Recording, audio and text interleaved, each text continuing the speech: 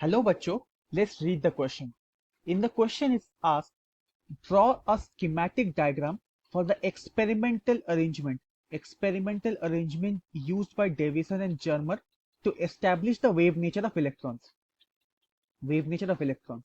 Explain briefly how the de Broglie relation was experimentally verified in case of electrons. ठीक है, तो first of all experimental setup को draw कर लेते हैं, फिर उसके बाद मैं एक्सप्लेन करूंगा और मैं आंसर लिखूंगा. The key concept that is used in this question is de Broglie's hypothesis. मैं लिख देता हूं की कंसेप्ट, ये है डी ब्रॉयज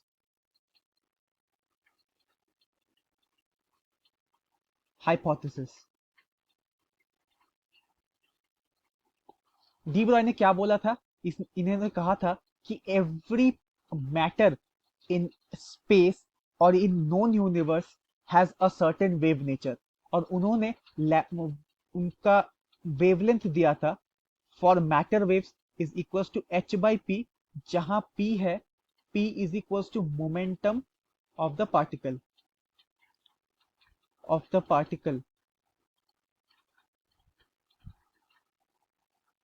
इसका मतलब कि हर मैटर जो यूनिवर्स में एग्जिस्ट करती है उसका एक वेव नेचर होता है, और उस तो इस कॉन्सेप्ट में इलेक्ट्रॉन्स की जरूरत है. तो यहाँ पर एक इलेक्ट्रॉन गन तो हमें चाहिए होगा जो इलेक्ट्रॉन्स को प्रोड्यूस करेंगी. तो फर्स्ट हमारा जो काम है वो है इलेक्ट्रॉन गन को बनाना. इलेक्ट्रॉन गन हमारा ऐसा दिखता है.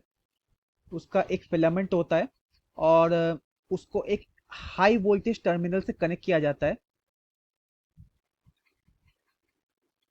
हाई वोल्टेज टर्मिनल, इसको HVT लिख देते हैं. इसका पोटेंशियल डिफरेंस बहुत हाई होता है. इसका जो फेस है इलेक्ट्रॉन गन का, वो एक इवैक्यूएटेड चैम्बर में हमने उसको डाल दिया. ये है हमारा इवैक्यूएटेड चैम्बर.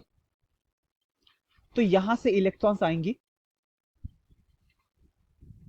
और एक यहां पे एक निकल टारगेट है, वो उस टारगेट को हिट करेंगी. ये है A9 टारगेट.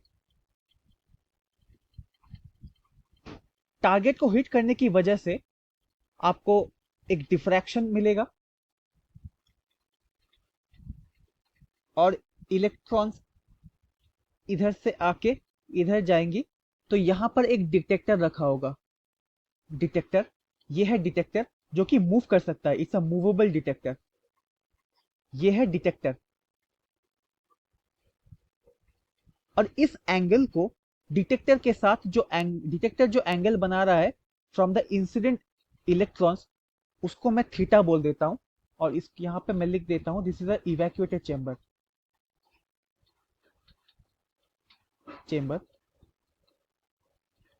ये है मेरा इलेक्ट्रॉन गन.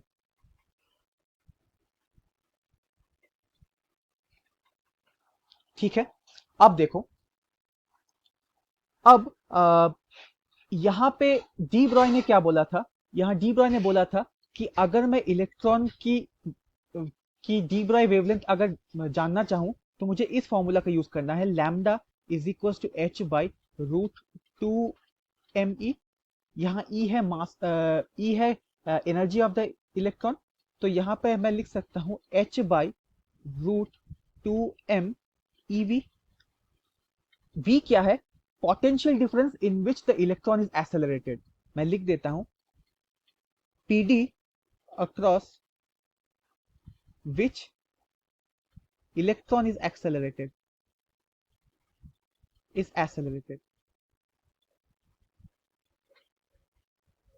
तो अगर मैं इसको कर लूं, अगर आप H की वैल्यू को डाल दें, M की वैल्यू को डाल दें, मास ऑफ इलेक्ट्रॉन, E है चार्ज ऑफ इलेक्ट्रॉन, तो आपको जो आंसर मिलेगा वो ये है.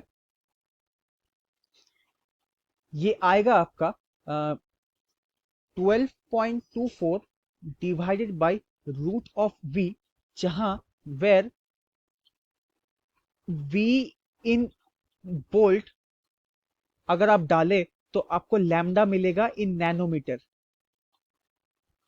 ठीक है, तो फ्रॉम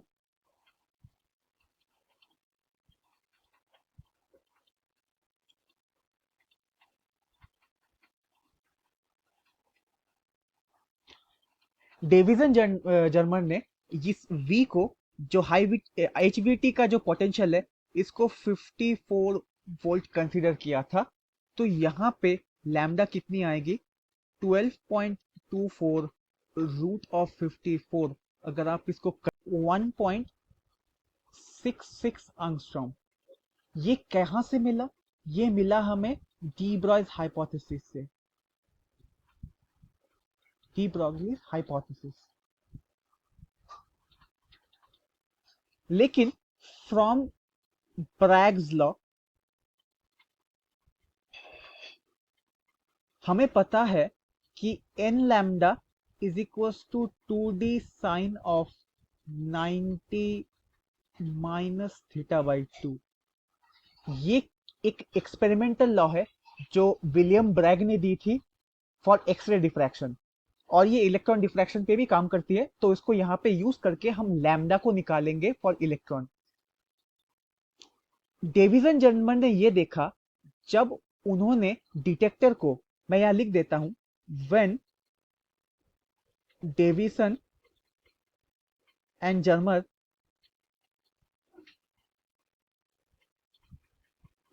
rotated the detector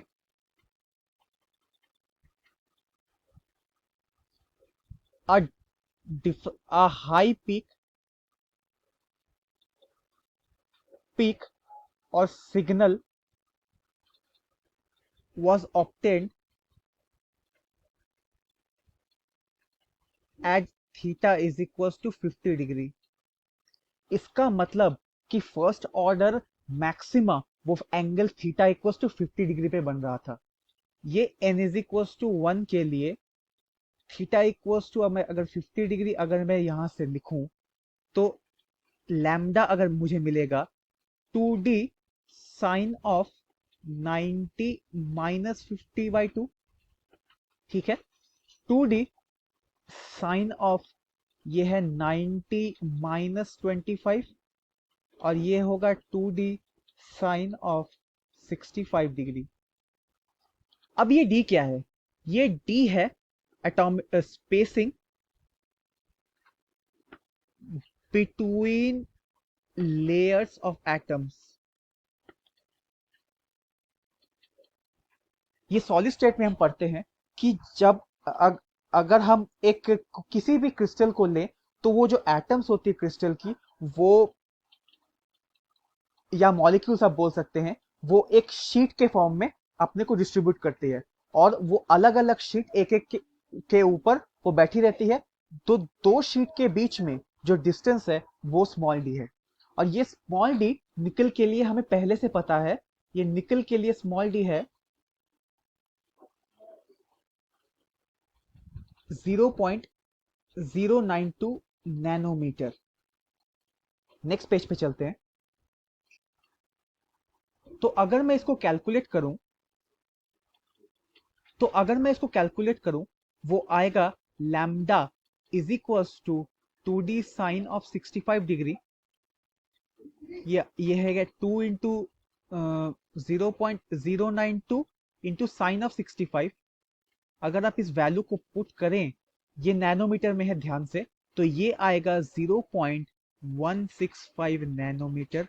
अगर इसको एंगस्ट्रॉम में कन्वर्ट करें तो ये आएगा 1.65 नैनोमीटर। मैं एक बार फिर से लिख देता हूं। लैम्डा 1 जो है, ये है हमारा, कहां से आया? ये है हमारा आया फ्रॉम डी ब्रॉयज हाइपोथेसिस।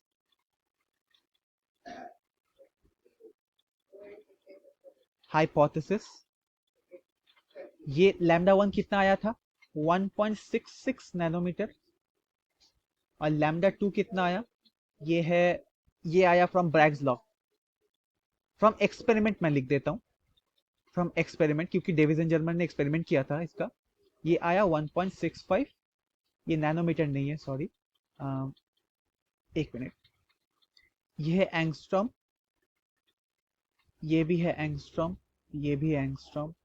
तो आप देख सकते हैं कितना क्लोज रिजल्ट आया है।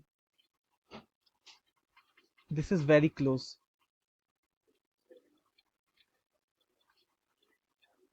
तो this is how This is how Davison and Germer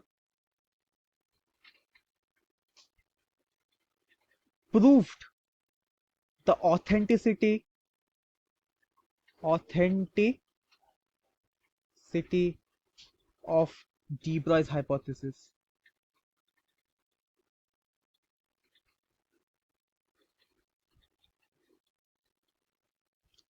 I hope you have understood the solution. Best of luck.